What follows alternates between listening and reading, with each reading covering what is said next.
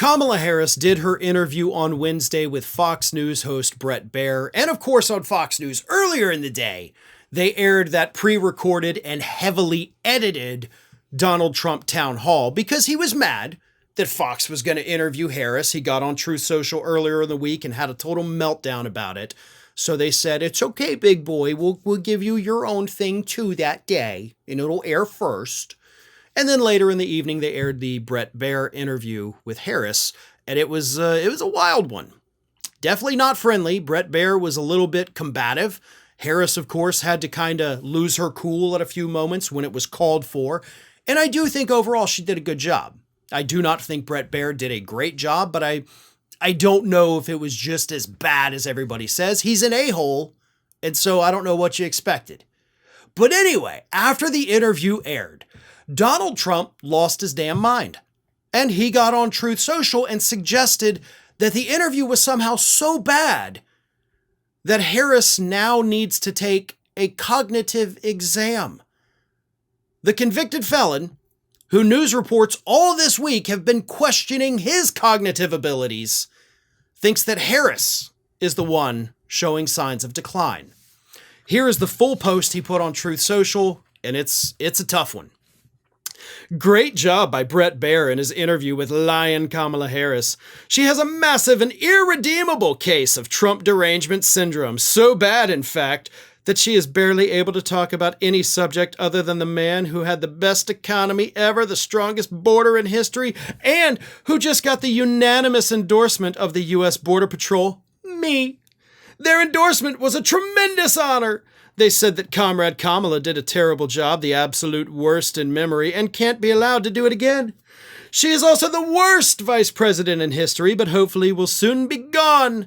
Again, congratulations to Bret Baier on a tough but very fair interview. One that clearly showed how totally incompetent Kamala is for the good of our nation. Her inferior cognitive ability must be tested at once. Says the man who's totally not in the middle of a nervous breakdown, right? You're insane. And the media has caught on to it. And they're not shying away from talking about it anymore, which is why you, in the past few days, have repeatedly said that Harris needs to take a cognitive exam. You are trying to deflect. You are trying to shift the conversation over to her mind, even though you're the one who held a 40-minute dance party because you just didn't feel like talking anymore. Or perhaps you physically couldn't talk anymore. You're the one who, when asked a question in that Bloomberg town hall this week about Google's monopoly, talked about Virginia purging the voting rolls. You had to be pulled back on the subject by the host. He had to say, hey, the question was about Google there, bud. So you're the one who clearly cannot handle interviews. You're the one who is clearly suffering from serious cognitive decline, according to pretty much all of the mental health experts that have looked at you, at least, from afar. Of course, you're not allowing any of them to actually examine you. And of course, you won't release your medical records. And you had a hissy fit this week when Kamala Harris did release hers. And you tried to claim on Truth Social that her seasonal allergies were somehow a serious medical condition that somehow would impact her job as president of the United States. You're the crazy one. You're the one that actually needs to have their head examined. And not just the psychological part. I think there's a neurological component as well. I think there may be real deterioration taking place.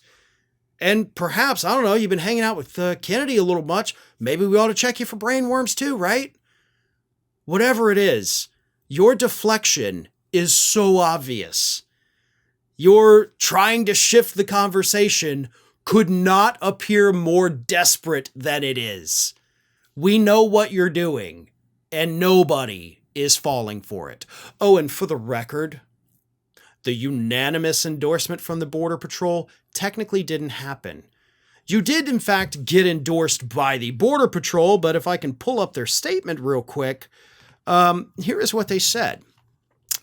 America, I have a message for you. If we allow Border Czar Harris to win this election, every city, every community in this great country is going to go to hell, said Border Patrol agent Paul Perez, who heads the union's Local 3307, repeating the false claim that Vice President Harris is tasked with coordinating border security. So yeah, they sound like a bunch of right-wing a-holes, and they've always actually supported you, even though they were against you when you voted or told Republicans to vote against the border security bill. They supported that, but hey, you know, policy doesn't matter when tribal partisan politics are involved. Thanks for watching, everybody, and if you're not already, please subscribe to the channel. We got fresh content every day for you. And if you want to follow us across social media, make sure you check out all of the social links that we have posted in the description of this video.